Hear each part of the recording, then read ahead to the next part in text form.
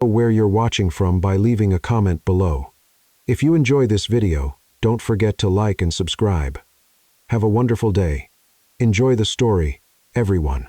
Ethan Harper, a millionaire, heir to a massive investment empire, and owner of an ego the size of the city, sat bored while flipping through a stack of resumes. His team had just hired a new employee, Sophia Bennett. But Ethan didn't care. Employees came and went like guests at his parties. The next morning, something unusual happened. Ethan woke up earlier than usual, which was rare, and went down to the living room. As he opened the door, he froze. There she was, Sophia, on her knees on the white marble floor, scrubbing a stubborn stain with such focus it looked like she was fighting a battle against the cleaning product. Ethan cleared his throat, waiting for her reaction. Sophia looked up for just a second and said simply, "Good morning, Mr. Harper," then went straight back to work as if he were just anyone. Ethan blinked, confused. That's it. No smile, no wide-eyed look at the view from the 50th floor. Nothing. It threw him off. He was used to being treated like a movie star. Instead, he was ignored like a living room lamp. He straightened up, flashed his best practiced smile, and walked over with the confidence of someone who always got what he wanted. "So, you're the new hire, right?" he began in a charming tone. "Must be amazing to work here. This penthouse was featured in magazines, you know." Sophia paused her, scrubbing, and raised one eyebrow, totally unfazed. "To me, a dirty floor is a dirty floor, whether it's in a magazine cover penthouse or a basement in Queens." Ethan stood speechless for a moment, then let out a forced laugh. "Wow, you're direct. I like that." He leaned in a little like he was telling a secret. "Did you know this marble was imported from Italy? It cost a fortune." Sophia glanced at the floor, then looked at him. "Interesting. Want me to scrub it in Italian, or is English fine?" Ethan's eyes widened. For the first time in a long while, someone wasn't just ignoring him. They were matching him word for word. And it didn't stop there. He moved in a bit closer, crossing his arms and casually showing off his expensive watch. "Well, it's not every day you meet someone like me, Sophia." She gave a half smile, dry and ironic. "Oh, sure. A millionaire who doesn't know where his own towels are. Super rare." Ethan burst out laughing, genuinely surprised. Normally that kind of remark would annoy him, but coming from her, it felt different. Sharp, funny, and real. No flattery, just honesty. He decided to go all in. "Listen, tomorrow there's a charity event at a 5-star hotel. Live music, important people, top-shelf champagne." He leaned a bit closer, confident. "I'd love for you to be my date." Sophia put down the cleaning brush, stood up slowly, and looked him straight in the eyes. "Mr. Harper, I'm not an accessory to show off at parties, and expensive champagne doesn't change the fact that at the end of the day, it's still just bubbly water." Ethan stood there, stunned. She had just turned him down without blinking. Sophia picked up the bucket, straightened up, and walked away, calmly, returning to her task as if nothing had happened. Ethan, on the other hand, remained frozen in shock. He wasn't used to hearing the word no, especially not from someone who cleaned his floors. But instead of upsetting him, it lit a spark, a mix of curiosity and fascination. "Who is this woman?" he thought. "And how is it possible that for the first time I want to win someone over and have no idea how to do it?" He smiled to himself, shaking his head. The game had just begun. Ethan spent the whole morning trying to stop thinking about Sophia, but it was no use. Every time he walked by the spotless marble she had cleaned, he remembered that sharp line about champagne being just water with bubbles. No one had ever summed up his life so bluntly and so cleverly. Around 2:00 the afternoon, he found her in the library. Sophia had her back turned, organizing books that probably cost more than her entire salary, but she handled each one like it was from a neighborhood public library. "So," Ethan leaned on the doorframe, trying to sound casual, "do you really think I'm the kind of guy you should stay away from?" Sophia didn't even turn around. "Mr. Harper, you're exactly the kind of man I crossed the street to avoid." "Ouch." Ethan chuckled, more surprised than offended. That went straight to the heart. It wasn't meant for the heart, it was for the ego. Sophia finally turned, holding a book on philosophy Ethan had never touched. "The difference is the heart you take care of, the ego you deflate." Ethan shook his head, smiling in spite of himself. "You have an answer for everything, don't you?" "I have an honest answer for everything." "That's different." She went back to the books, But Ethan didn't leave. He kept watching how Sophia worked. There was no rush, no sloppiness. Every movement was precise and respectful. It was as if she found dignity in any task. "Why do you avoid me?" he insisted, genuinely curious. Sophia sighed, putting a volume of Shakespeare back on the shelf. "Because men like you think money solves everything. You think you can buy people, feelings, situations." She looked straight at him. "And when you can't, you get confused like something in the world is broken." Ethan stayed quiet for a moment. There was too much truth in those words. What if I'm not like that? "But you are." Sophia gave a smile that didn't reach her eyes. "The difference is that now you're curious about someone who isn't impressed by your make-believe world." She picked up the cleaning supply basket and headed to the door. Ethan followed her. "Where are you going now?" "Home. My shift here is over. And are you doing anything after that?" Sophia stopped and looked at him like he was a child, asking obvious questions. "After that, I go to my other job, Mr. Harper. Some people need two to pay the bills." She left, leaving Ethan alone with his thoughts. That night, something strange happened. Ethan couldn't concentrate on anything. Not the meeting with the Japanese investors, not the dinner at the most expensive restaurant in town. His mind kept going back to Sophia and her sharp answers. In the following days, he started to notice things he had never seen before. How Sophia always arrived 15 minutes early. How she brought her lunch wrapped in aluminum foil instead of ordering expensive food like the others. How her clothes were simple but always spotless. One morning, Ethan decided to leave home earlier. He didn't admit it to himself, but he wanted to bump into Sophia as she got to work. The coincidence worked. He saw her getting off a bus 3 blocks from the building, walking quickly down the sidewalk. "Sophia," he called, waving. She stopped, clearly not eager to talk. "Mr. Harper, you're out early today. Actually, I was going to get some coffee." He lied shamelessly. "Want a ride?" "Thanks, but I really need the walk." Sophia adjusted the strap on her shoulder. "Poor people's workout, as my mom says." "Your mom?" Ethan was genuinely interested. Sophia hesitated like she had revealed more than she meant to. "She's fine. We need to get going. Mr. Harper, work doesn't wait." But Ethan had caught the hesitation. Something was going on. Over the next few days, he started watching Sophia more closely. He noticed that sometimes she looked far too tired for someone her age. He noticed how often she checked her phone, always with a worried face. And he noticed that sometimes she left work in a rush, like it was an emergency. Intrigued and for the first time genuinely concerned about someone else, Ethan decided to find out what was going on. Not out of nosy curiosity, but because of something he couldn't quite explain. One afternoon, he followed her quietly. He saw Sophia take 2 buses until she arrived at a much simpler neighborhood in Queens. She entered an old but well-kept building. Half an hour later, she came out again, this time wearing a diner uniform. Ethan stood still on the street and processing what he had just seen. 2 jobs. She really did work 2 jobs. But it didn't stop there. The next week, he found out she also went to school at night, business administration at the local university. Ethan was impressed. How could someone work that much and still study? Then he found out about her mother. One Thursday afternoon, Ethan saw Sophia leaving work in a hurry, more worried than usual. He followed her again, this time to a hospital in the Bronx. From a distance, he watched her talk to a nurse, clearly upset. When Sophia left the hospital, she was crying silently. Ethan felt something strange in his chest. He didn't know what it was, but for the first time in his life, he wanted to help someone without expecting anything in return. The next day, he called his personal accountant. "Thomas, I need you to pay some medical bills for me." "Of course, Mr. Harper. Whose bills?" Ethan gave him Sophia's mother's name and the hospital. He asked for full discretion. No one should know where the money came from. He thought he had done something good, a kind, generous gesture. 2 weeks later, Sophia knocked on his office door. The expression on her face was not good. "We need to talk, Mr. Harper." Ethan looked up from his papers, pretending to be surprised. "Of course. Come in. Have a seat." Sophia closed the door and remained standing, arms crossed.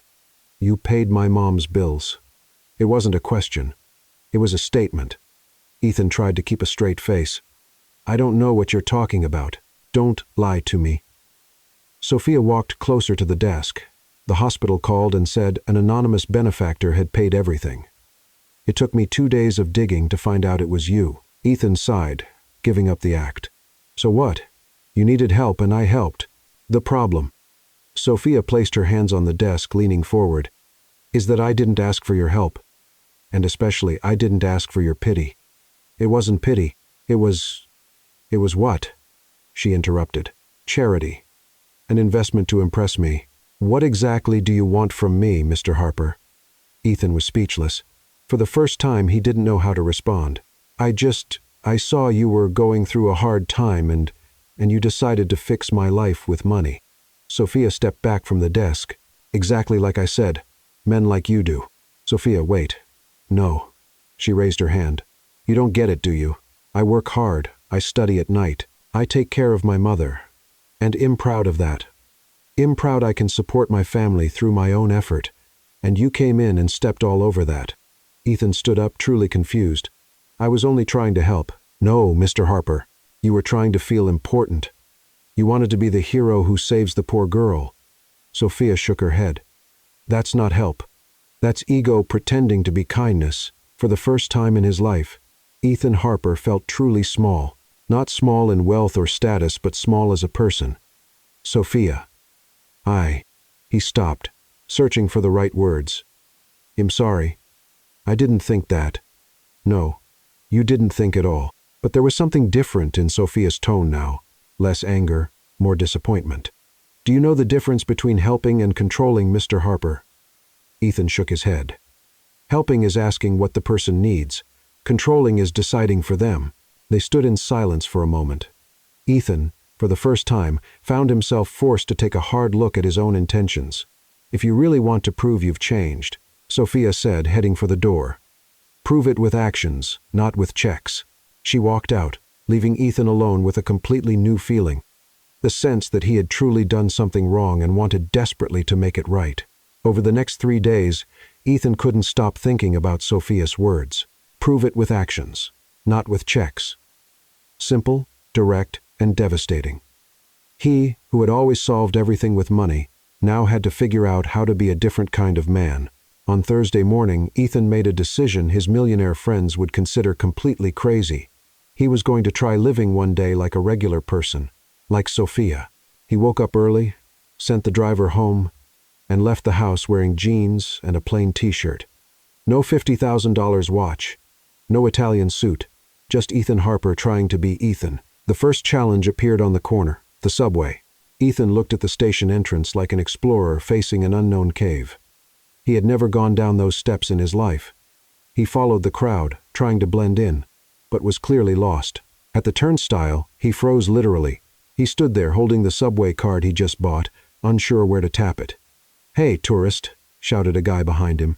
"Just tap the card and go through." Ethan blushed, did as told, and finally made it in. The train was packed. He looked around for an empty seat, but they were all taken, so he stood, gripping a metal rail, swaying awkwardly with every turn. An elderly lady next to him smiled. "First time on the subway, dear. Is it that obvious?" Ethan asked, embarrassed. "Just a little," she chuckled. "You look like a penguin trying to fly." When he finally arrived at work, Ethan was sweating, and his hair was a mess. Sophia saw him entering the lobby, and her eyes widened. "Mr. Harper, you look different today." "I took the subway," he said, as proud as a child who tied his shoes by himself. Sophia blinked a few times, processing what she heard. "The subway? You?" "Yes." It was an experience. Ethan tugged at his wrinkled t-shirt. "I nearly missed my stop. A lady called me a penguin, and I still don't understand why everyone runs so much." For the first time, Sophia laughed. A real laugh, not a sarcastic one. "Mr. Harper, did you eat breakfast?" "Actually, no. My cook usually handles that. But today, I wanted to try being normal." Sophia finished for him, still smiling. Something like that. She looked at him for a moment as if trying to solve a puzzle. "Come on. I'll show you where to get a decent cup of coffee around here." They walked out together, and Sophia took him to a small, busy diner 2 blocks from the building. The kind of place Ethan had never set foot in before. Plastic chairs, a handwritten menu on a chalkboard, and a Greek owner shouting orders. 2 coffees and 2 blueberry muffins, George. "Sophia, my girl." George waved from behind the counter. "Who's the guy?" A friend who's learning how to live in the real world, she answered, pulling Ethan to a small table in the corner. Ethan looked around, fascinated. The place was full of regular people, office workers, nurses just off their shifts, students with old laptops, real conversations, spontaneous laughter, life happening without a script. So Sophia sat down across from him. "You really took the subway." "I really did," Ethan smiled. "And you know what? It was terrible, but also interesting." "Interesting? How?"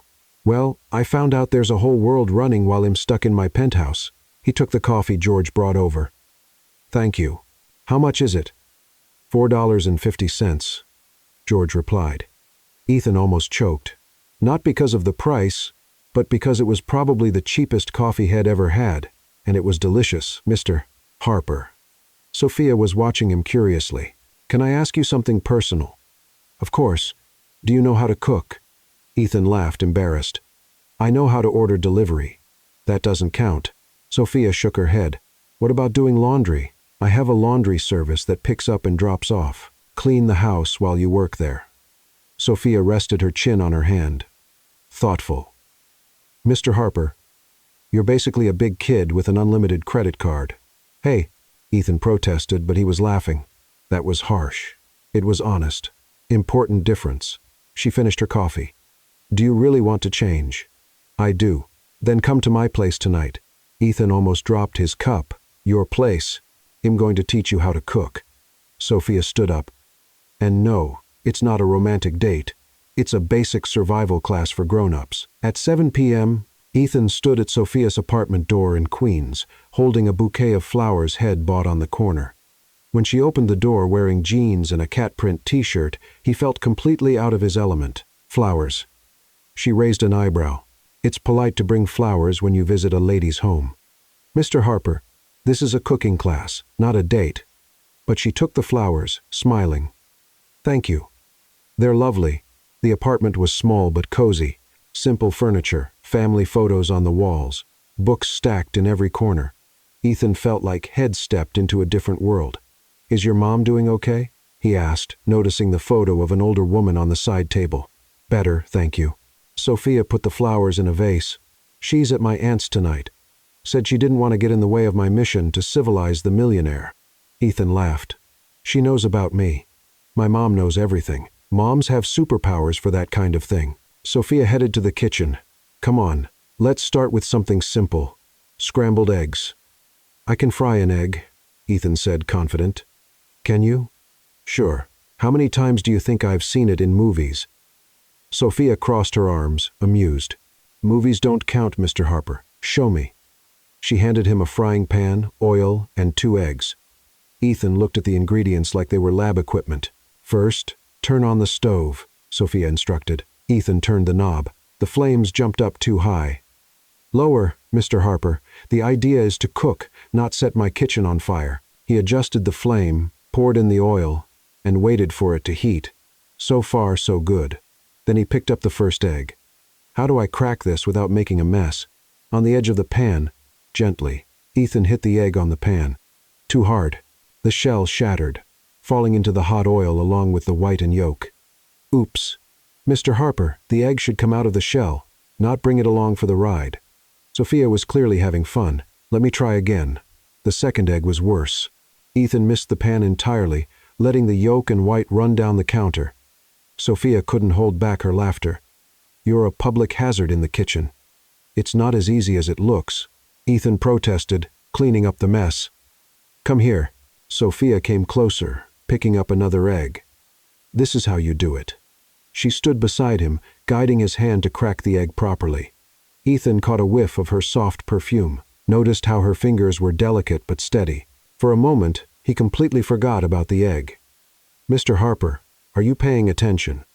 "Sorry, it's just you smell really nice." Sophia blushed slightly but didn't step away. "Focus on the food, Mr. Harper." After half an hour, 3 wasted eggs, and a kitchen that looked like a war zone, Ethan finally managed to make something that vaguely resembled scrambled eggs. "Not terrible," Sophia said after tasting it, trying not to make a face. "Don't lie to me. You said it's important to be honest." "It's pretty bad," she admitted, laughing. But it was your first try. Everyone starts somewhere. They sat at the small kitchen table eating slightly burned eggs and talking. For the first time, Ethan felt relaxed. He didn't need to impress anyone. He didn't need to be Ethan Harper, the millionaire. He could just be himself. "Sophia, can I ask you something?" "Of course. Why are you helping me?" "I mean, after what I did." "Because everyone deserves a second chance," she said, looking at him. "And because for the first time, I see that you're really trying to change." "How do you know, Mr. Harper?" A man who's never taken the subway in his life and agrees to be humbled by scrambled eggs is clearly going through a transformation. She smiled. "Or having a nervous breakdown. I'm not sure yet." Ethan laughed, and for the first time in weeks, he felt genuinely happy. "Thank you for giving me this chance. It's too early for that. Tomorrow we're working on laundry. That might be dangerous." "For your clothes." "Absolutely." They laughed together, and Ethan realized something had changed between them. The boss and employee wall was coming down. They were just two people getting to know each other. When Ethan got up to leave, Sophia walked him to the door. "Mr. Harper." "Yes, my name is Sophia. You can just call me Sophia. Only if you stop calling me Mr. Harper." "My name is Ethan." "All right, Ethan." They looked at each other for a moment. The air between them felt different. "Good." Ethan leaned in slightly, and Sophia didn't pull away. The kiss was gentle, hesitant at first, then more certain. When they pulled apart, both were smiling. "Good night, Sophia." "Good night, Ethan." Ethan walked down the stairs of the building, feeling like a completely different man from the one who had come up. For the first time in his life, he had earned something that truly mattered. 2 days later, while working in the office with a smile he couldn't hide, his phone rang. A text message from a number he knew very well but had hoped never to see again. "Hi, love. I'm back in New York. How about dinner tonight? I have news. Kisses, Victoria." Ethan stared at the message from Victoria Langley for at least 5 minutes, as if the words might magically change on the screen. They didn't. His ex-girlfriend was back, and he knew exactly what that meant. Trouble. Victoria had a special talent for showing up at the worst possible times, like a sudden tropical storm that destroys everything in its path. They had broken up 8 months ago after 2 years in a relationship that felt more like a business deal between two fortunes. Ethan was trying to decide whether to reply or pretend his phone had vanished into space when he heard a knock on the office door. "Come in," he said, quickly putting the phone away. Sophia walked in with her cleaning supplies basket, smiling in that way that made Ethan's heart race since their kiss 2 days ago. "Good afternoon, Ethan. How are the scrambled eggs? Did you manage to cook without setting the kitchen on fire?" "Actually, I tried again last night." He smiled back. "Only called the fire department once, so I think I'm getting the better." Sophia laughed, shaking her head. "You're impossible." She began organizing the papers on his desk. "But at least you're trying." It was in these moments that Ethan realized how much his life had changed. 2 weeks ago, he barely noticed Sophia. Now she was the best part of his day. "Sophia, would you like to have dinner with me tomorrow? Somewhere simple. No fancy champagne or tuxedo waiters. You know a place like that." She teased. "Well, George recommended a pizza place in Brooklyn. Said they make the best homemade pizza in town." George, from the diner. Sophia looked genuinely surprised. "You went back there every day this week." Ethan admitted, a little embarrassed. "The coffee is really good, and he taught me a few Greek phrases." Sophia gave him a look. Ethan couldn't quite read. "Maybe affection." "All right, but I'm paying for my half." "Sophia, don't argue. It's half or I'm not going." Ethan was about to respond when he heard the sound of high heels in the hallway. Expensive ones, clicking with the confidence of someone who always knows where she's going. He knew that sound. The door opened without warning, and Victoria Langley walked in like she owned the place. Perfectly styled blonde hair, a red dress that cost more than Sophia's monthly salary, and a smile sharp enough to cut glass. "Ethan, darling." She walked straight toward him, completely ignoring Sophia. "You didn't answer my message. I thought maybe you were just too busy to check your phone." Ethan stood up automatically, more out of reflex than courtesy. "Victoria, I wasn't expecting you here. Surprises are more fun, don't you think?" Victoria finally noticed Sophia, who had stopped organizing papers and was watching them with quiet curiosity. "Oh, I'm sorry. I didn't realize you had company." The way she said company made Ethan shrink a little inside. Victoria. This is Sophia. Sophia. Victoria. Sophia stepped forward and offered her hand. Nice to meet you, Mrs. Langley. Victoria looked at the extended hand like it was a poisonous snake, but gave it a quick shake. Pleasure's mine, dear. Her smile was sharp as a blade. You must be new here. I don't remember seeing you around during my past visits to Ethan. I've been working here for a few weeks, Sophia answered simply. Ah, I see. Victoria glanced around as if inspecting the decor. Ethan has always been generous with the staff. It's admirable how much he cares for the less fortunate. The condescending tone made Ethan shift uncomfortably in his seat. Sophia, however, kept her expression neutral. It's true. Has been teaching me a lot about generosity, Sophia said while putting away the cleaning supplies. I'll leave you two to talk. See you later, Ethan. She walked out, closing the door gently behind her. Ethan watched her go with the strange feeling that he had just lost something important. So Victoria sat in the chair across from his desk, crossing her legs in a practiced motion. She seems interesting. Victoria, why are you here? Straight to the point. She laughed. A crystalline sound that used to charm him but now felt fake. I was in Paris closing a few deals with the gallery when I realized how much I missed you. Ethan didn't buy it. Victoria Langley never missed anyone or anything unless it served her interests. 8 months is a long time to miss someone. Oh, come on. You know how it is. I needed space. You needed space. She leaned forward, resting her elbows on the table. But now, I'm back, and I think we've both grown. Maybe it's time to try again. Victoria, remember the Blackstone party last week? She interrupted. Jennifer told me you didn't even show up. That's not like you. And the Harrison Foundation charity dinner, you skipped that too. Ethan had completely forgotten those social events. Lately, his idea of fun had become drinking cheap coffee with George and learning not to burn eggs. I've been busy with what? Victoria glanced around again. Ethan, you can't seriously be thinking about, well, anything with that girl. What girl? The employee, she said, like referring to something unpleasant. I saw the way you looked at her. Look, I get it. Sometimes we need a distraction, something outside our world. But you're not seriously considering this as something real, are you? Ethan felt a wave of anger rise in his chest. What exactly are you implying, Ethan? Really? Victoria laughed as if Head told a joke. She cleans your house.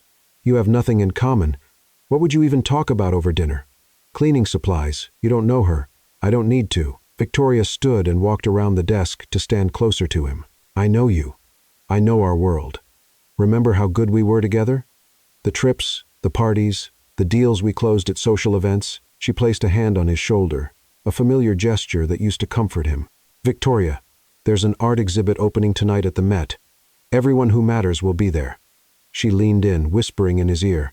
We can show up together. Let people know we're back, just like the old times. Ethan closed his eyes for a moment. The old times. Parties full of people he barely knew. Empty conversations about money and status. Relationships built on appearances.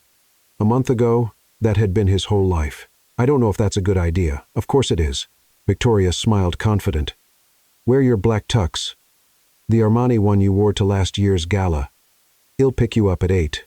She walked to the door, paused, and looked back. And Ethan, maybe it's best not to mention your experimental phase to our friends. They wouldn't understand.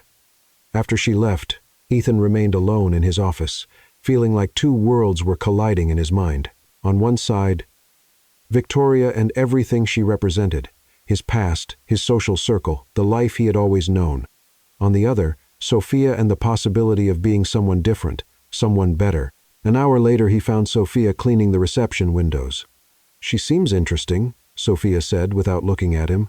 Sophia, about what she said. You don't have to explain anything. She dipped the cloth into the cleaning solution. Everyone has a past, but that's not it. Victoria and I broke up months ago, and now she's back. Sophia finally looked at him. It happens. Ethan noticed something different in her tone, more distant, more formal. Sophia, what's happening between us? Ethan. She sighed. Look, I really liked getting to know you better. I liked seeing that you could be different from what I imagined, but maybe we're fooling ourselves. What do you mean? We come from completely different worlds. Your ex made that pretty clear. She went back to cleaning the glass, avoiding his gaze. And maybe she's right. Don't say that. Ethan, you go to parties that cost more than my yearly salary. You have friends who probably don't even know people like me exist. She stopped cleaning. I can't compete with that. You don't have to compete. Yes, I do. She stepped back when he tried to get closer. And the truth is, you'll have to choose too. You can't live in both worlds forever. Sophia finished putting away the cleaning supplies and headed to the elevator. Sophia, wait. Good luck at the exhibit tonight, Ethan. I'm sure it'll be wonderful. The elevator doors closed, and Ethan was left alone in the reception area, realizing he had just lost something far more valuable than any piece of art he'd see that night. Over the next 3 days, Ethan Harper found out what it really meant to miss someone. It wasn't like missing an expensive item he'd lost or a trip that got canceled. It was a physical feeling, like a part of him had just disappeared. Sophia avoided crossing paths with him in the hallways. When they did run into each other by chance, she greeted him politely, "Good morning, Mr. Harper," and moved on like he was just another fancy piece of furniture in the penthouse. That return to formal treatment hurt more than anything she could have said. Ethan had gone to the exhibit at the Metropolitan with Victoria, as promised. He spent 3 hours listening to pretentious comments about art, pretending to care about conversations on investments in French vineyards, and smiling for photos that would show up in the social section of the papers. The next day, in the middle of the party, while Victoria chatted with a group of friends about her latest purchase on Fifth Avenue, Ethan found himself wondering how Sophia would react in that environment. She'd probably make a clever comment about how people spent more on dinner than some families did in an entire month. "Ethan, darling, are you listening?" Victoria touched his arm, pulling him back to reality. "Sorry, I was thinking about work." "Work?" "At a party." She laughed, shaking her head. "You really need to learn how to relax again." But Ethan couldn't relax. He couldn't pretend he was having fun. He couldn't pretend that any of this still made sense to him. On the 4th morning, without a real conversation with Sophia, Ethan was in his office trying to focus on financial reports when Victoria showed up again. This time she brought 2 friends, Jennifer Morrison and Amanda Sterling, 2 heiresses Ethan had known since his teenage years. "Surprise." Victoria entered beaming. "I brought company for lunch." Ethan stood up, forcing a polite smile. "Jennifer, Amanda, how are you?" "Marvelous," Jennifer replied, kissing the air near his cheek. "Victoria told us about the 2 of you. We're so happy about the 2 of us." Ethan looked at Victoria, confused. "Oh, Ethan, don't be modest." Amanda sat down without being invited. "Everyone's talking to 2 at the exhibit yesterday. What a beautiful couple you make." Ethan felt a heaviness in his stomach. There was nothing official between him and Victoria, but he knew how the social game worked. Appearances mattered more than truth, and showing up together in public meant a lot more than he had intended. "Actually," he began to say, but Victoria interrupted. "Ethan's always been shy about these things." She laughed, grabbing his arm possessively. "But there's no denying it, darling. The photos were in the paper this morning." She showed him her phone, and there they were. Ethan and Victoria smiling for the cameras, her elegantly hanging on his arm. The headline read, "The Golden Couple is Back. Ethan Harper and Victoria Langley rekindle the romance. Isn't it lovely?" Jennifer clapped her hands. "You 2 are perfect for each other." At that moment, Ethan heard a soft knock on the door. Sophia entered with a tray of coffee, clearly not expecting visitors. "I'm sorry. I didn't know you had company," she said, keeping her eyes down. "No, it's fine.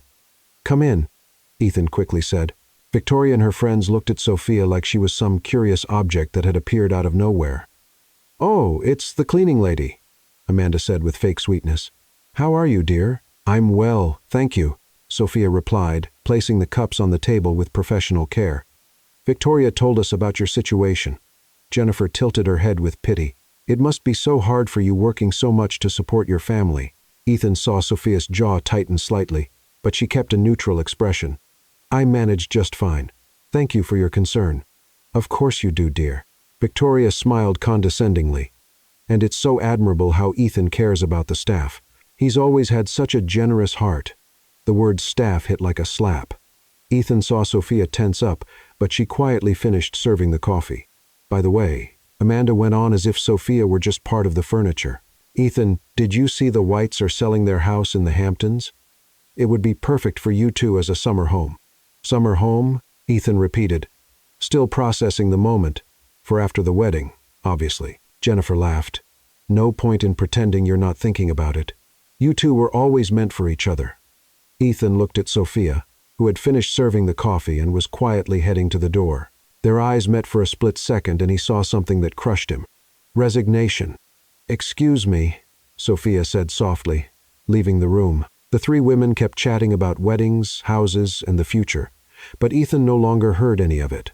His mind was completely focused on the look he had seen on Sophia's face. It was like she had given up on any hope she might have had for them. "Ethan." Victoria touched his hand. "Are you okay? You seem distant." He looked at her, then at Jennifer and Amanda, then at the newspaper photos showing a life he no longer wanted. "Actually, I'm not okay." Ethan stood up abruptly. "And I need to make something clear." "What is it, dear?" "Victoria, we're not together," he said plainly, his voice echoing through the quiet office. The three women stared at him as if he had just announced he was moving to Mars. "What do you mean?" Amanda blinked, confused. "We're not dating. We're not getting back together. We're not planning a wedding or buying houses," Ethan continued, feeling strangely free with every word. "We went to one party together. That's it." Victoria stood up, her face red with embarrassment. "Ethan, don't be ridiculous. You're having some kind of moment." "But I'm not having a moment." He cut her off. "I'm being honest for the first time in months." "Honest about what?" Jennifer asked. Ethan looked at the door. Sophia had walked through and made the most important decision of his life. About being in love with someone else. The silence that followed was deafening. Victoria went pale, then red, then pale again. "You're talking about the employee?" she asked in disbelief. "I'm talking about Sophia." Ethan corrected her. "And she has a name. Ethan Harper." "You've completely lost your mind." Victoria exploded. "You can't be serious." "I'm completely serious," he said, heading for the door. "And now, if you'll excuse me, I need to go after the woman I love. If you walk out that door right now," Victoria shouted after him, "everyone's going to know about this. It'll be in all the papers tomorrow. Your reputation will be ruined." Ethan stopped at the door and looked back. "Victoria, my reputation was already ruined. I just didn't know it until I met someone who showed me who I could really be." He walked out, leaving three stunned women behind. Ethan searched the building for Sophia. He finally found her on the rooftop looking out over the city through the thick glass. "Sophia." She turned and he saw that she had been crying. "Ethan, you don't have to explain. I understand the situation." "No, you don't," he said, stepping closer. "I just ended things with Victoria in front of her friends. Very publicly and very clearly." Sophia blinked, surprised. "You did what?" "I told them I'm in love with you." Ethan smiled, feeling lighter than he had in years, "and that I don't care about newspapers, gossip, or what anyone has to say about it." "Ethan." She shook her head. "You don't know what you're doing. Tomorrow, you'll regret it." "I won't regret it." He took her hands in his. "Sophia, these past few weeks you've shown me there's a different way to live. You showed me I can be a better person. But your world, my world can go to hell." He laughed. "Sorry for the language, but it's true. I want to build a new world with you." Sophia looked at him for a long moment, and he could see the battle happening behind her eyes. "Ethan, I'm graduating in 2 months," she said at last. "And that's a bad thing. It's just I can't get involved with someone who's still figuring out who they are." She sighed. "You just got out of a 2-year relationship. You had a public argument with your ex-girlfriend. Your whole social circle is probably talking about you right now." Ethan realized where she was going with this. "You think I'm being impulsive. I think you're going through a very intense transition," Sophia said gently, holding his hands. "And I can't be part of your confusion, Ethan. Not right now. Sophia, please. I need to focus on my graduation, on my future." She stepped back softly. "And you need to be sure of who you really want to be on your own." Ethan felt the world fall apart around him, but at the same time he understood the wisdom in her words. "How long?" he asked. "I don't know." She gave a sad smile. "Maybe when you're sure you can live without needing anyone's approval." We can try again." She walked to the door, but stopped before leaving. "And Ethan, thank you for standing up for me downstairs. That meant a lot to me." After she left, Ethan stayed alone on the terrace, looking out at a city that suddenly felt different from how it looked that morning. He was sure his phone was already buzzing with calls from shocked friends, that tomorrow's newspapers would be ruthless, that his social life would never be the same again, and for the first time in his life, he didn't care at all. The following days were exactly as Ethan had expected, only worse. His phone wouldn't stop ringing, but he refused to answer. The society pages had a field day with the story of the scandalous breakup between him and Victoria Langley. Harper shocks by trading heiress for employee. One headline read, "The End of a Fairy Tale." Another one claimed, "Ethan threw every paper in the trash without reading the full articles." For the first time in his life, he didn't care what people were writing about him. What really bothered him was Sophia's absence. She had asked for a temporary transfer to work on another floor of the building, saying it would be more professional to keep some distance until things settled down. Ethan tried to respect the space she asked for, but it was harder than he imagined. He woke up thinking about her, spent the day wondering how she was doing, and fell asleep remembering how she laughed at his kitchen disasters. It was during one of those sleepless nights that Ethan had an idea. If Sophia wanted him to prove who he really was, that's exactly what he would do. But not with words or romantic gestures, with real action. The next morning he called his personal attorney. "Robert, I need to set up a foundation." "What kind of foundation, Mr. Harper?" "To help low-income college students. I want to offer scholarships, support for family medical expenses, mentoring programs. Whatever it takes." There was a pause on the other end of the line. "May I ask what led to this decision?" Ethan smiled to himself. "Let's just say I met someone who showed me the real value of education and hard work." For the next 2 weeks, Ethan threw himself into the project like he had never committed to anything before. He spent days studying other foundations, consulting education experts, and setting scholarship criteria. He wanted it to be perfect. He wanted it to truly change lives. Most of all, he wanted to do it in secret until everything was ready. Meanwhile, Sophia was going through the strangest days since Shed started working at the company. Not seeing Ethan every day left a space she hadn't expected to feel. Working on the 15th floor, taking care of the manager's offices, she found herself thinking about him more than she wanted to admit. How was he handling the scandal in the news? Was he regretting his impulsive decision to break up with Victoria so publicly? "Sophia, are you okay?" asked Sarah, one of the receptionists. "You seem a bit distracted these days." "I'm fine." Sophia lied, forcing a smile. "Just focused on school. Graduation's coming up." "Oh, that's right. How much longer?" 6 weeks. 6 weeks? That felt like forever. And at the same time, like nothing. Sophia had dreamed of this moment for years, but now that it was so close, she felt a strange kind of anxiety. Part of her knew it was because of Ethan. They had drifted apart just when things were starting to get interesting between them. "Are you having a graduation party?" Sarah asked. "I don't have money for a party." Sophia laughed. "I'm just going to graduate, take a picture with my mom, and that's it." Simplicity is the key to happiness, but even trying to keep her good mood, Sophia couldn't stop thinking about Ethan. Was he okay? Had he gone back to his world of parties and shallow living? The answer came unexpectedly. 3 days later, Sophia was having lunch at George Diner when she overheard 2 women talking at the next table.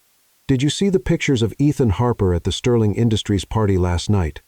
One of them said. Sophia tried not to listen, but it was impossible. "I did.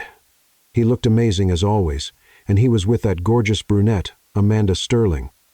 Looks like he got over that whole thing with the ex-girlfriend and the employee pretty fast." "Of course, he did. Men like him don't stay single for long." Sophia felt her stomach tighten. She grabbed her phone and against her better judgment looked up news about Ethan Harper. It didn't take long to find something. There he was looking sharp as ever, smiling for the cameras next to Amanda Sterling at corporate event. The photo had been taken the night before. Sophia stared at the image for a long time. Ethan looked exactly the same. Expensive suit, shiny watch, perfect smile for the cameras, as if nothing had changed. Of course, she thought he went back to his world. It was only a matter of time. She put her phone away, completely lost her appetite, and went back to work with a hollow feeling in her chest she tried to ignore. What Sophia didn't know was that Ethan had only gone to that party because his lawyer insisted it would be important for networking for the foundation. Head spent the whole evening bored, counting the minutes until he could leave, and had posed for exactly 3 photos before heading out early. Amanda Sterling had tried to flirt with him all night, but Ethan barely noticed. His mind was completely occupied with the foundation details and missing Sophia. The next morning, Ethan was in his office reviewing the final documents for the foundation when his assistant knocked on the door. "Mr. Harper, Mr. Robert Ellis is here." The lawyer walked in with a folder full of papers and a satisfied smile. "Ethan, I've got great news. The Harper Foundation for Education is now officially established. All documents are approved, the initial funds have been transferred, and we can start operating next week." Ethan felt a wave of satisfaction like he had never felt before. It wasn't the satisfaction of closing a big deal or buying something expensive. It was something much deeper. "Great. What about the scholarship criteria?" "Exactly as you requested. Low-income college students with good academic performance who also work to pay for their education. Priority goes to those supporting their families as well." Ethan nodded. Those criteria described Sophia perfectly, although he hadn't mentioned that to the lawyer. "And the anonymity guaranteed, at least for now. The scholarships will be awarded in the foundation's name, with no mention of you as the founder. If you want to make it public later, we can do an official announcement. For now, keep it private." Ethan placed the papers in a drawer. "And Robert, I want the first scholarship to go to a specific student." Over the next few days, Ethan felt more motivated than he had in years. He was finally doing something that mattered, something that could truly change people's lives. At the same time, he missed Sophia constantly. He wanted to tell her about the foundation. He wanted to see her reaction, to share this accomplishment with someone who would really understand what it meant. But he had promised to give her the space she asked for, and if he had learned anything from her, it was how important it was to keep your word. Sophia, meanwhile, was deep in her final preparations for graduation. Between work, studying for her last exams, and taking care of her mother, she barely had time to breathe. But whenever she saw a photo of Ethan in the papers or heard someone mention him, she felt a tug in her heart. Part of her was hoping, well, she didn't even know what exactly. Maybe a sign that he still thought about her. But the weeks passed and nothing happened. "It's better this way," she told herself. He went back to his world. "I'm focused on my future. Things are back to normal." Except nothing felt normal. George Diner didn't have the same charm without Ethan asking questions about the menu. The scrambled eggs she made at home reminded her of the laughs they shared in her kitchen. Even cleaning the company's offices had lost part of its meaning. One morning, 5 weeks before graduation, Sophia got an unexpected call from the university's administrative office. "Miss Bennett, we have some good news for you. You've been awarded a scholarship that will cover all your expenses for the final semester, including the graduation ceremony." Sophia almost dropped the phone. "What? I never applied for any scholarship. The Harper Foundation for Education selected you based on your academic performance and financial situation. Congratulations." Sophia was silent for a long moment. Harper Foundation. Ethan's last name. Could it be? "Can I ask who's behind the foundation?" she asked. "That information is confidential, miss. I can only tell you it's a serious organization focused on helping students like you." After hanging up, Sophia stood frozen in the middle of the room, trying to process what she had just heard. It could be a coincidence. Harper was a common last name, but deep down she knew it wasn't. And for the first time in weeks, she smiled for real. 3 days after the scholarship news, Sophia was still processing it. Every time she thought of the Harper Foundation, she felt a strange mix of hope and doubt. Could Ethan really have started a foundation? Or was this just another way to control her life with money like he had done with her mother's medical bills? She decided not to get her hopes up. After all, the photos in the papers clearly showed him back in the world of parties and socialites. The scholarship might just be a coincidence in names. "Sophia, you look like someone who just won the lottery but isn't sure if the ticket's real," George said at the diner, handing her the usual cup of coffee. "That's actually a pretty accurate description." Sophia chuckled, stirring in the sugar thoughtfully. "Sometimes good things in life come with fine print, or sometimes we just make things more complicated than they need to be," George said while wiping down the counter. "You got a scholarship because you earned it, kid. Stop looking for problems where there aren't any." Sophia smiled. George had a way of making life's most complicated moments feel simple. Meanwhile, across town, Ethan was having the most intense week of his life. The foundation was up and running, but he wanted to do something special for Sophia before graduation. Not just tell her about the foundation, but show her that his transformation was real and lasting. He spent 3 nights barely sleeping, planning every detail. He wanted it to be perfect. Mr. Harper and his assistant stepped into the office. "The designer you hired is here to discuss the dress details. Send him in." Marcus Delraw was one of the most respected designers in New York, known for creating unique dresses for special occasions. "Mr. Harper, I understand you're looking for something special for a young woman's graduation," Marcus said, checking his notes. "Do you have any color or style preferences?" Ethan thought of Sophia. Her simple elegance, how beautiful she looked without any expensive touches. Something that highlights her natural beauty. Nothing flashy or over the top. She's not the kind who likes being the center of attention. "Understood. And the budget?" "There's no limit, but I wanted to feel special, not expensive. You know what I mean." Marcus smiled perfectly. "I'll create something one of a kind with understated elegance." Over the next few days, Ethan also worked on a letter. He wrote, ripped up, and rewrote at least 15 versions. How do you put into words everything that had changed in your life? How do you explain that someone had inspired you to become a better person? He finally managed to write something that felt sincere. "Sophia, you taught me that a person's worth isn't in what they own, but in who they are. You taught me that real generosity doesn't come from writing checks, but from actions. And more than anything, you taught me that true love isn't about impressing someone. It's about becoming someone worthy of being loved. The foundation is just the beginning.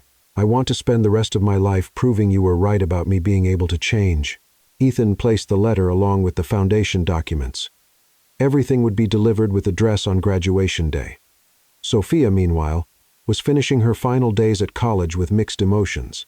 On one hand, she was proud to finally be earning the degree she had dreamed about for so long. On the other, she felt like something important was missing. "Are you bringing someone to the ceremony?" her best friend Jessica asked during a break between classes. "Just my mom," Sophia said while organizing her books in her backpack. "She can barely walk, but she told me she wouldn't miss my graduation, even if she had to come in a wheelchair." "And what about that rich guy you mentioned a few times, Ethan?" Sophia made a face. "That was just a phase. He went back to his little world." "Are you sure? Because the way you talk about him, it sounds like you still Jessica. Some fairy tales don't have happy endings."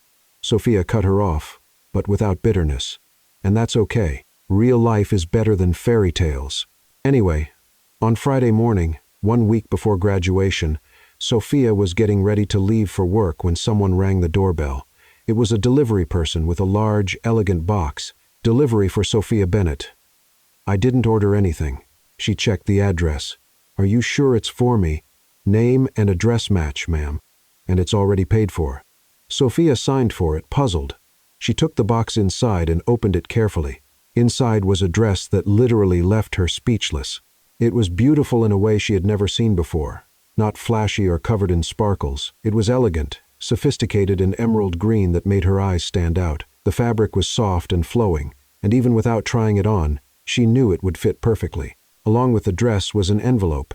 Sophia opened it with trembling hands and found a letter from Ethan along with all the documents from the Harper Foundation for Education. She read the letter 3 times before she could fully grasp what it meant.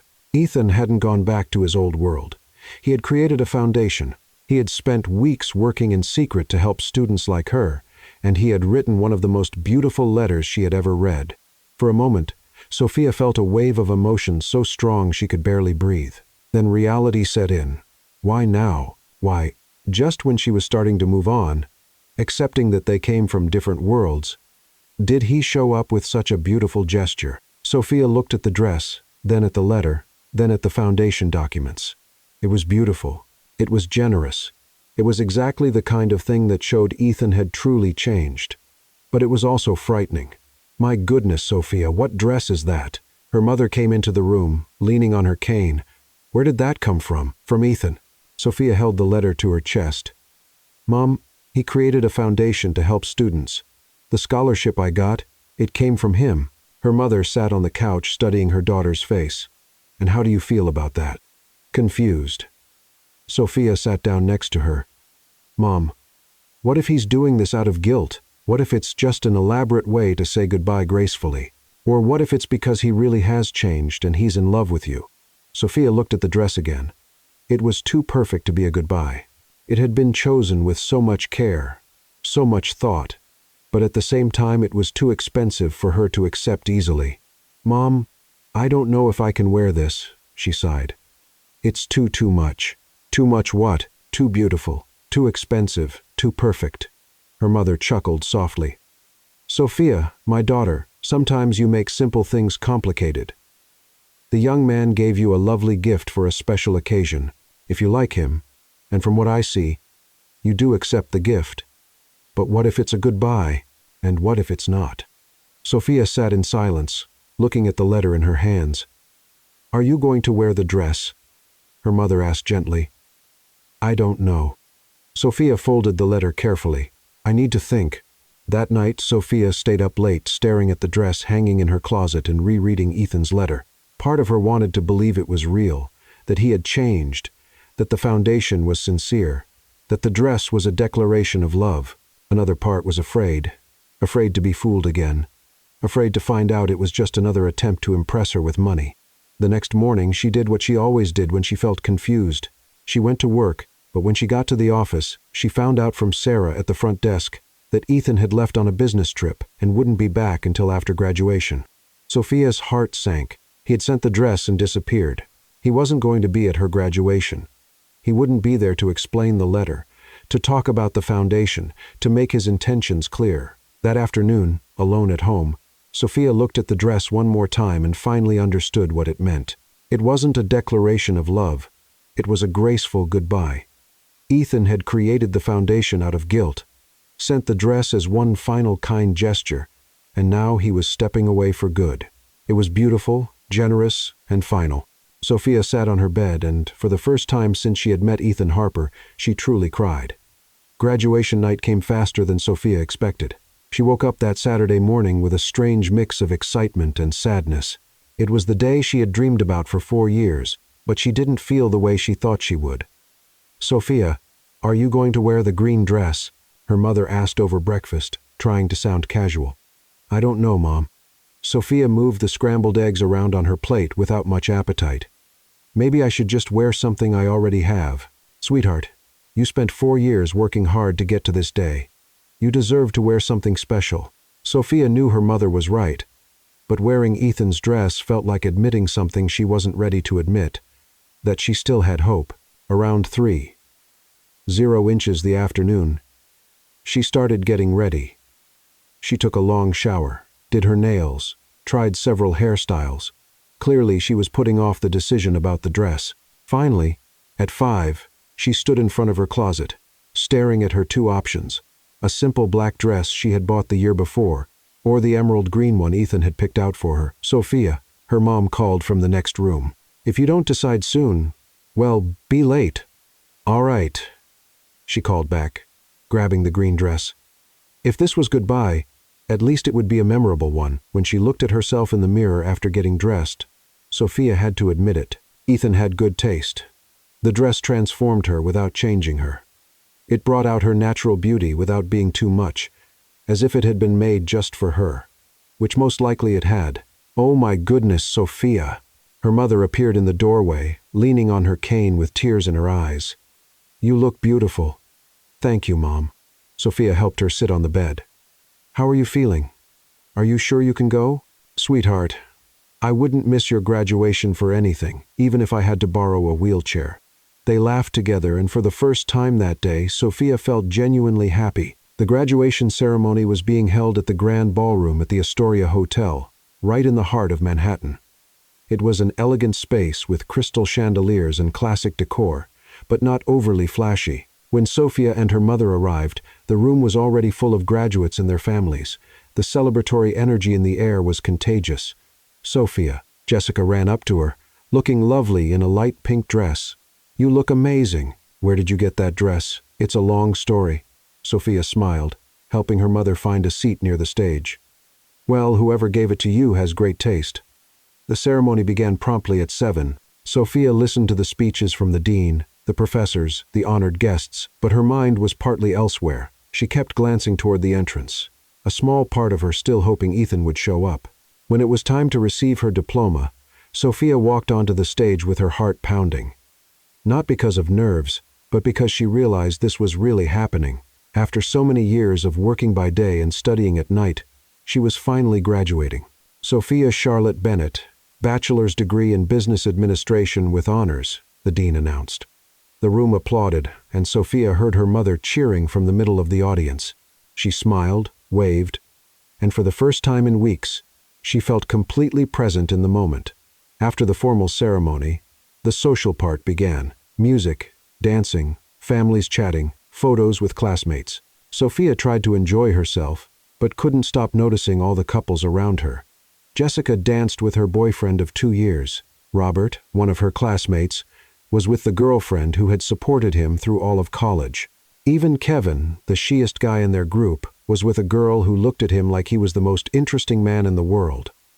Why, the long face at your own graduation party. Jessica appeared beside her out of breath from dancing.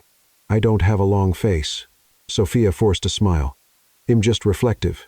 You're thinking about Ethan. I'm thinking about a lot of things. Jessica studied her for a moment. You know, Sophia, sometimes people do things for reasons we don't expect. What do you mean? Maybe the dress isn't a goodbye. Maybe it's an invitation. Before Sophia could respond, the music suddenly stopped. There was a murmur across the room as everyone turned toward the entrance. Sophia followed their gaze and felt her heart stop. Ethan Harper was standing at the ballroom entrance wearing the most elegant suit she had ever seen. It wasn't flashy. It was simply perfect. He was looking directly at her, ignoring the other 300 people in the room. Oh my goodness, Jessica whispered beside her. Is that him? Sophia couldn't answer. She stood frozen, watching as Ethan slowly walked across the room toward her. People instinctively moved aside, creating a path, but his eyes never left hers. When he got close enough for her to clearly see his eyes, Ethan smiled. Not the practiced smile shed seen in newspaper photos, but the real one, the one she had come to love. Hi, Sophia, he said simply. Hi, Ethan. She managed to reply, still in shock. I thought you were traveling. I was. I got back this afternoon. He looked around the hall, then back at her. I wouldn't miss your graduation for anything in the world. The whole room was watching now, but neither Sophia nor Ethan seemed to notice. You look beautiful, Ethan said, and there was something different in his voice, a kind of certainty she had never heard before. Thanks for the dress. Sophia TBS tried to keep her voice steady. It was way too pretty to turn down. Sophia, I need to say a few things. Ethan stepped closer in front of everyone because I want the whole world to know. Ethan, now let me speak. He took a deep breath and Sophia noticed he was nervous. 4 months ago, I was completely lost. Wealthy, yes. Successful in business, yes. Stop. But completely empty inside. People nearby started moving a little closer, curious, but still keeping a respectful distance. Then you came into my life and changed everything. Ethan continued, his voice growing steadier. You taught me that money doesn't buy character. You showed me that true generosity comes from the heart, not the wallet. And you taught me that real love means becoming a better person, not trying to impress someone. Sophia felt tears filling her eyes. The foundation was only the beginning. Sophia, I want to spend the rest of my life proving you were right about me, that I can be better. Ethan held her hands. I want to build a life with meaning. I want to help people the way you help me. And most of all, I want to do all of it with you by my side. The room had gone completely silent now. Even the music had stopped. To everyone's surprise, especially Sophia's, Ethan got down on one knee right in the middle of the room. Sophia, Charlotte Bennett, he said, taking a small box from his pocket. Will you marry me? The hall burst into whispers of surprise and emotion. Sophia heard her mother crying with joy somewhere in the crowd. She heard Jessica squeal with excitement right beside her, but all she could see were Ethan's eyes, waiting for her answer. Ethan, she began, and her voice cracked. I know it's crazy to ask you this here and now on your graduation day, he said quickly, but I've spent weeks trying to plan the perfect moment.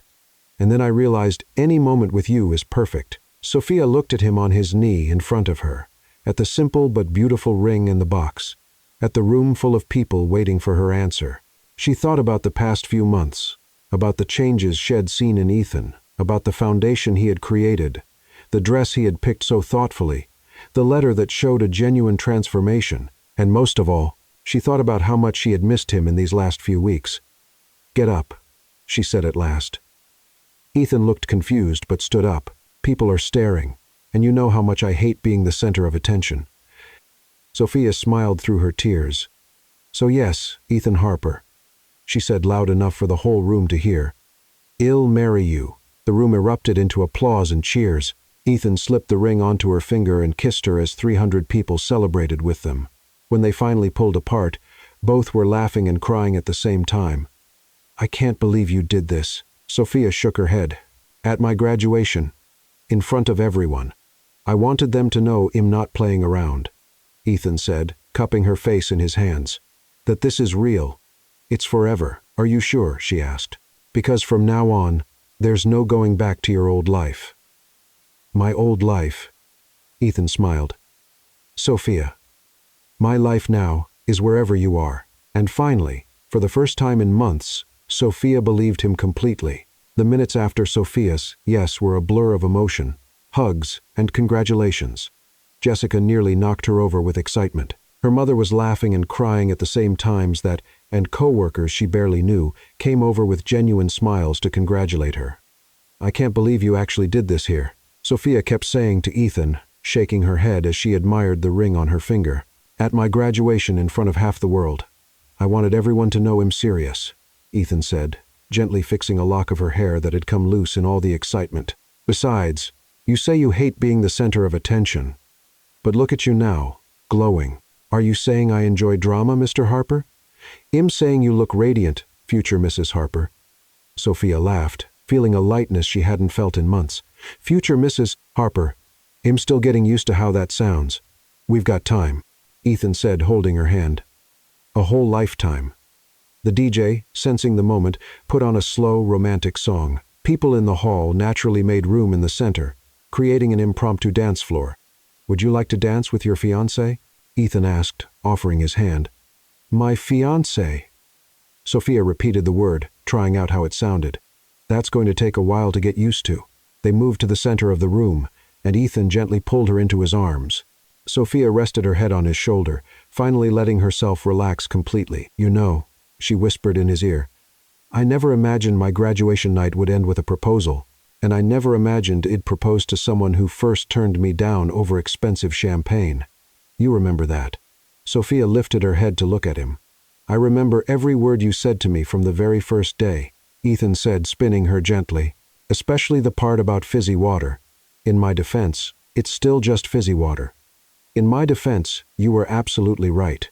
They laughed together, dancing as if they were the only two people in the room. Other couples joined in around them, but Sophia hardly noticed. For the first time in months, she felt like she was exactly where she was meant to be. "Ethan," she said after a few minutes, "can I ask you something serious?" "Of course. Are you absolutely sure this is what you want?" She stopped dancing for a moment because after today, there's no going back. Everyone's going to know it'll be in the papers tomorrow. Your high society friends will talk about this for months. Ethan gently held her face in his hands. "Sophia, 6 months ago, I cared about what the papers said about me. Today, the only opinion that matters to me is yours. And what if you get tired of living like regular people?" she pressed. "What if you start missing the parties, the fancy dinners, that glamorous life? You want the truth." Ethan smiled. "The last time I had real fun at a party was in your kitchen, eating burnt eggs and laughing at your jokes about my cooking disasters. Those eggs really were awful. They were terrible, but they were the best eggs I've ever had." Sophia laughed, finally allowing herself to believe that this might actually be real and lasting. "All right, Ethan Harper." She moved in closer to him. "If you're sure, then I am too." "I'm sure." "Then let's do this, right," she said with a playful smile. "But first, just so you know, I'm going to want a simple ceremony. No 500 guests or flowers that cost more than a car. Simple sounds perfect, and I'm going to keep working I'm not going to turn into some decorative wife who spends the day at the beauty salon. I wouldn't expect anything less from you. And if you go back to being arrogant or full of yourself, I'll remind you who you were before you met me. You can count on that. Ethan laughed. Any other conditions? Yes. Sophia leaned in and whispered in his ear. You're going to have to learn how to really cook. I can't spend the rest of my life rescuing you from kitchen fires. That'll be the hardest part of this marriage. They went back to dancing, lost in their own bubble of happiness, when the music was suddenly cut off by a commotion near the entrance to the hall. People started turning and murmuring, creating a wave of curiosity and tension. What's going on? Sophia asked, trying to see over the crowd. Ethan looked toward the entrance, and his face tightened. Trouble. Victoria Langley had just walked into the room, flanked by two men in suits. Sophia didn't recognize. She looked flawless as always, but there was something different in her expression. It wasn't just anger or jealousy. It was cold determination. Ethan Harper. Victoria shouted loud enough for the whole room to hear. What a coincidence running into you here. Conversations came to a complete stop. The DJ, sensing the tension, shut off the music. 300 people turned to witness what was clearly going to be a confrontation. Victoria, Ethan said calmly, placing a protective arm around Sophia's waist. You weren't invited. Oh, I don't need an invitation to speak the truth. Victoria stepped forward, her heels echoing through the silence, especially when that truth might stop a young woman from making the biggest mistake of her life. Sophia felt her stomach tighten. There was something in Victoria's voice that sounded different this time, less emotional, more calculated. What are you talking about? Ethan asked. I'm talking about your deals with Richardson Holdings, darling, Victoria said with a cold smile, and with Blackstone Industries. Remember those companies you swore you had walked away from? Ethan went pale. Victoria, don't do this. Do what? Tell the truth. She turned to Sophia. Sweetheart, do you really think that man has changed? That he gave up all his shady dealings to suddenly become a saint? One of the men standing with Victoria stepped forward and pulled an envelope from his jacket pocket. Miss, he addressed Sophia, I'm a private investigator. I have here documents proving that Mr. Harper maintained investments in companies under investigation for money laundering up until last week. The room exploded in shocked whispers. Sophia felt like she'd just been punched in the stomach. That's not true, Ethan said, but his voice sounded too weak for the situation. Not true. Victoria laughed. Then explain these bank transfers. Explain the meetings you had with Charles Richardson while pretending to launch your charity foundation. She tossed some photos onto the nearest table, even from a distance. Sophia could see Ethan leaving a commercial building, clearly in a business meeting. Sophia turned to him, searching his eyes for some kind of explanation. Tell me it's not true. Sophia, I can explain. Explain. Victoria interrupted. How do you explain lying to her for all these months? How do you explain using a charitable foundation to clean dirty money? That's a lie, Ethan finally shouted, his voice rising with anger. Victoria, you're making this up. Am I? She turned to the investigator. Mr. Collins, would you kindly show the documents to the bride? The man walked toward Sophia with the envelope. She looked at Ethan, hoping, waiting for him to protest, to deny it, to do something to prove it was all fake. But Ethan just stood there with the look of someone who had been caught red-handed. Sophia, he tried to approach. Please let me explain. Explain what? Sophia's voice came out thinner than usual. That you lied to me. That the foundation is fake. That you never really changed. The foundation is real, Ethan insisted. Sophia, please, you have to believe me. But the damage was done. The entire room watched in tense silence. Sophia looked around and saw the shocked faces of her classmates, the worry on her mother's face, and the barely hidden satisfaction on Victoria's. Sophia began, but her voice broke. I need a moment. She ran toward the exit, leaving behind 300 people in disbelief. A desperate Ethan trying to follow her, and a victorious Victoria smiling. The graduation that should have been the happiest day of Sophia's life had turned into the worst nightmare she could imagine. Sophia only made it as far as the hotel hallway before her legs gave out. She leaned against the wall, trying to breathe, trying to make sense of what had just happened. The emerald green dress that had made her feel like a princess now felt heavy. The ring on her finger seemed to burn her skin. Everything that had happened over the past few months flashed through her mind like a fast-forwarded movie. "Sophia," Ethan's voice echoed down the hall. "Please, wait." She turned and saw him running toward her, his perfect suit now slightly out of place from rushing. "No." She held up her hand. "I need time to think. Sophia, please just give me 5 minutes." He stopped a few feet away, respecting her space. "Things aren't what they seem. They're not." She let out a bitter laugh because it all seemed very clear back there. Documents, photos, dates, way too specific to be made up. "Exactly. It's too specific." Ethan ran a hand through his hair. "Sophia, you know me. You know who I've become. Do you really believe I do something like this?" For a moment, Sophia hesitated. She did know Ethan. She had seen his transformation, his sincere efforts to change. "But the evidence, I don't know what to believe anymore," she admitted. At that moment, her mother appeared at the end of the hallway, leaning on her cane, clearly worried. "Sophia, sweetheart, what's going on?" My Sophia started, but was cut off by loud voices coming from the ballroom. "That's right, prove it." It was Victoria's voice. "If you've got nothing to hide, show everyone." "That's exactly what I'm going to do," Ethan answered firmly, his voice echoing through the hallway. Sophia, her mother, and even a few hotel staff moved closer to the ballroom entrance to see what was happening. Ethan was standing in the center of the room, holding his phone, now connected to the hotel sound system. On the large screen that had been used earlier for the graduation presentation, official documents started to appear. "Ladies and gentlemen," Ethan said, his voice strong and clear, "I'm going to respond to each of these accusations right here, right now." The first image on the screen was an official document showing the dissolution of a business partnership. "This is the official document proving I ended all ties with Richardson Holdings on March 15th of this year." Ethan pointed to the date 3 weeks before I met Sophia. Murmurs spread through the room. Victoria looked visibly uncomfortable. "That could be faked," she shouted. "It could," Ethan agreed calmly. "But this can't."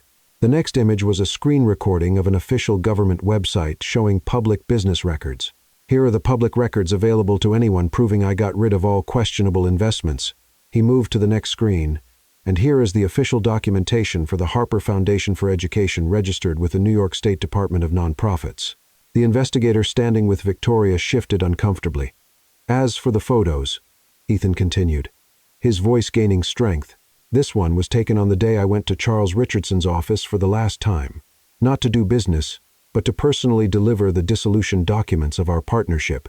He showed a photo on his own phone, time-stamped and geolocated, showing the documents being handed over, and about the supposed recent meetings. Ethan looked directly at Victoria. "I can prove where I was on each of the dates mentioned by Mr. Collins." Sophia was watching everything from the hallway, her heart beating fast. Hope was building inside her, but she still felt cautious. Ethan kept showing documents, bank statements proving clean investments in the foundation, emails with lawyers, dates that matched his version of events perfectly. "Mr. Collins," Ethan turned to the investigator, "could you explain to everyone how you obtained this seemingly confidential information?" The man turned red. It was provided by the client, and who was your client?" "I can't reveal that." "You don't need to." Ethan gave a cold smile. "Because I already know." He showed a series of text messages on the screen between Victoria and someone identified only as Collins. "These messages were sent to me by mistake yesterday when Miss Langley tried to send instructions to her investigator." Ethan read aloud. "It needs to look convincing. Use the old photos and mix them with recent dates. He won't be able to defend himself in time." The silence in the room was deafening. Victoria was pale as a sheet. That's invasion of privacy," she shouted. "Not when the messages are sent to my phone by mistake." Ethan put away his phone. "Ladies and gentlemen, everything you saw here today was a desperate attempt to damage my reputation and destroy my happiness." He looked directly toward the hallway where Sophia was standing. "Sophia," he said, his voice softer now, "I understand if you can't forgive me for not explaining this right away. I understand if you need time to process everything, but I want you to know that every word I said about change was true." Sophia felt tears in her eyes, not from sadness, but from relief. "There's one more thing," Ethan continued, now speaking just to her, "that I wanted to tell you today, but in a more private way." A document from the foundation appeared on the screen. Sophia read the name and felt her knees weaken again. Harper Bennett Foundation for Education. Dedicated to the memory and example of Rosa Bennett, a woman of extraordinary courage who raised a remarkable daughter while facing hardship with dignity and grace. Sophia covered her mouth with her hands. Her mother sitting beside her began to cry. "The foundation bears your mother's name, Sophia," Ethan said, his voice full of emotion, "because it was her strength and dignity that inspired the amazing woman you became. And it was that woman who taught me how to be a better man." In the room, some people started clapping. Then a few more joined. In seconds, everyone was applauding, while Victoria and her fake investigator quietly slipped out through the back exit. Sophia looked at her mother, who nodded with a smile through her tears. "Go on, sweetheart. Go get your fiancé." Sophia walked back into the room, still trembling with emotion. Ethan saw her coming and stepped down from the small improvised stage, meeting her in the middle of the dance floor. "I'm sorry," she said softly. "I'm sorry I doubted you." "You don't have to be sorry." Ethan held her face. She was convincing. "Anyone would have doubts, but I know you. I should have trusted what I knew about you. Sophia, you met me as an arrogant man who tried to solve everything with money." He smiled. "It makes sense that you needed proof I had truly changed, and you did prove it." She held his hands. "Not just that you changed, but that you had the courage to face all this for me. To us." Ethan pulled her closer. "And to our future family." "Our family," Sophia repeated, liking how it sounded. "Does that include my mom?" "Especially your mom. She's going to be my favorite mother-in-law." "She's going to be your only mother-in-law, silly." "Even better." They laughed together, and Sophia finally felt like she could breathe normally again. "Ethan, yes. Is the foundation really named after my mom?" "It is. And it already approved scholarships for 50 students in the first semester." He smiled proudly. "Your mom is going to have an incredible legacy." Sophia looked around the ballroom, seeing her classmates smiling, her mother crying with pride, and she realized she hadn't just graduated that day. She had found her future. So she said, playing with the ring on her finger, "When are we getting married?" "Whenever you want." "What if I want tomorrow?" Ethan laughed. "Tomorrow might be a little rushed, but well, make it work." "I was kidding." Sophia kissed him quickly. "But not really. I'm not going to wait long to marry you, Ethan Harper." "Me neither. Future Mrs. Harper." "Me neither." And finally, after all the misunderstandings, doubts, and obstacles, they were exactly where they were meant to be. Together. With the truth between them and a bright future ahead. 6 months after the graduation that almost turned into a disaster, Sophia Harper, she was still getting used to her new last name, woke up on a Saturday morning to the smell of something burning coming from the kitchen. "Ethan Harper," she shouted, jumping out of bed.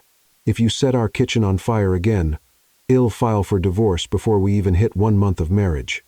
His voice came from downstairs, slightly embarrassed. "Technically, it's not on fire. It's just very toasted." Sophia ran down the stairs of the new house they had bought in Brooklyn.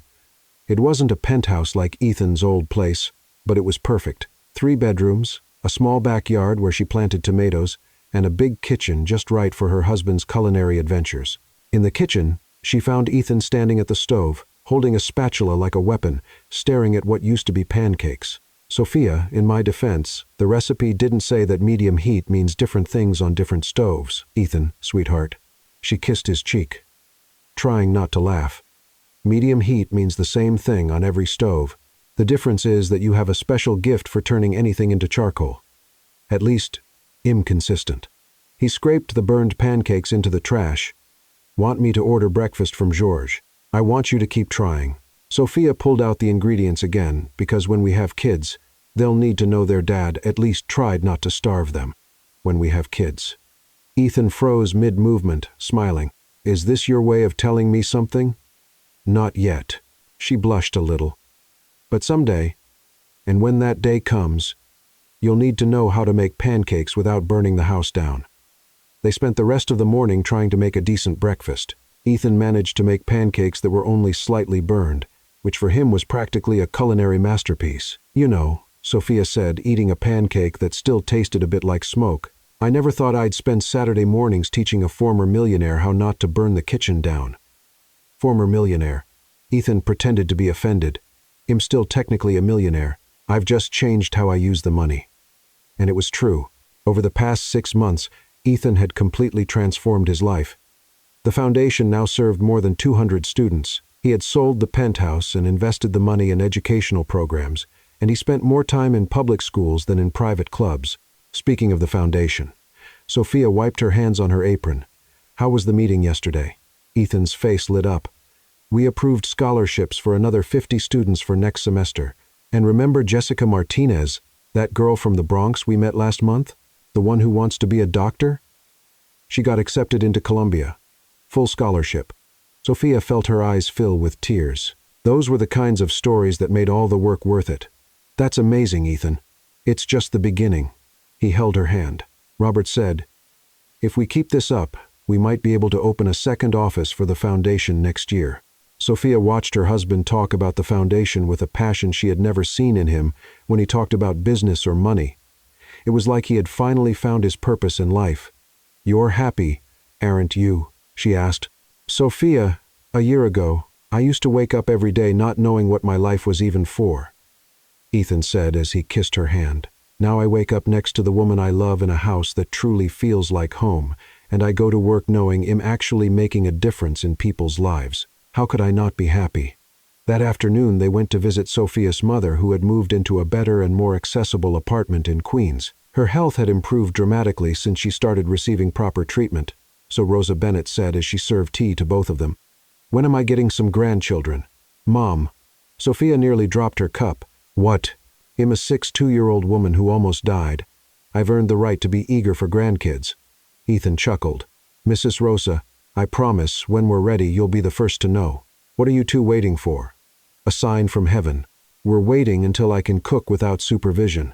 Ethan replied, "I can't risk putting children in danger." "For heaven's sake." Rosa shook her head. "I can teach you to cook in 2 weeks. Problem solved." Sophia and Ethan exchanged amused looks. In the past few months, Rosa had become not only his mother-in-law, but something like a second mother to Ethan. She was the one person who could make him follow orders without a fight. 2 hours later, on their way home by subway, Ethan was now practically an expert in public transportation. Sophia rested her head on her husband's shoulder. "What are you thinking about?" he asked. "Just how much everything has changed," she said, looking out the train window. "A year ago, I was cleaning your penthouse, and you didn't even know my name." "I knew your name." "No, you didn't." "Well, I was about to find out." Sophia laughed. "Ethan, you called me the new hire for 2 weeks. In my defense, I was going through an existential crisis. And now I know exactly who I am," he said, kissing the top of her head. "I'm the man lucky enough to be married to the most amazing woman in New York. Just New York," she teased. "In the world, but I don't want it going to your head." "Too late."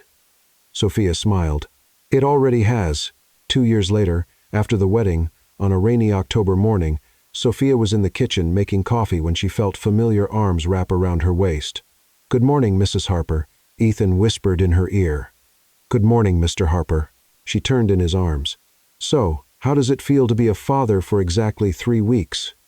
"Terrifying," he admitted.